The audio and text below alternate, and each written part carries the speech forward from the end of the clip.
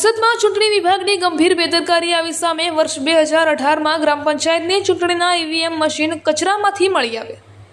બોરસદ તાલુકાના અમિયાદ ગ્રામ પંચાયતની ચૂંટણીમાં વપરાયા હતા ઈવીએમ ગ્રામ પંચાયતની પેટા ચૂંટણીમાં ઉપયોગ થયો હતો આ ઈવીએમ મશીનનો।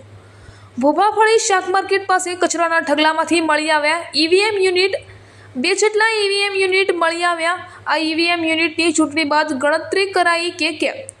ચૂંટણી બાદ સીલ પેક કરીને સ્ટોર કરવામાં આવે છે। ઈવીએમ કચરાના ઢગલામાંથી ઈવીએમ મળી આવતા ચૂંટણી વિભાગ સામે ઊભા થયા સવાલો। જી સાહેબ, જે પ્રમાણે ઈવીએમ મશીન મળ્યા છે, કયા પ્રકારની કાર્યવાહી ચાલી રહી છે? આજરોજ અમને ટેલિફોનિક મેસેજ મળતા અમો સ્થળ સ્થિતિ એટલે કે ભોભાફળી બોરસદ ખાતે રૂબરૂ મુલાકાત લીધી।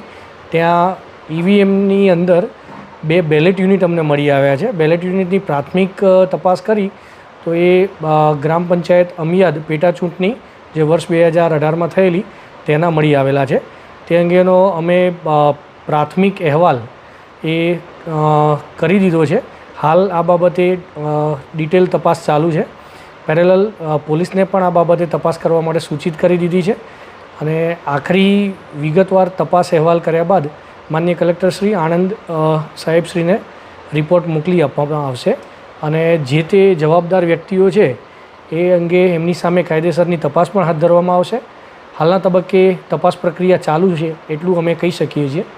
જે અંગે પ્રાથમિક તપાસ બાબતે આટલી જાણકારી છે, પરંતુ આખરી અહેવાલ પ્રસિદ્ધ થયા બાદ મીડિયાને પણ જાણ કરવામાં આવશે અને સાહેબને પણ રિપોર્ટ કરવામાં આવશે। કઈ કન્ડિશનમાં મળ્યા હતા જ્યારે આટલું જૂના?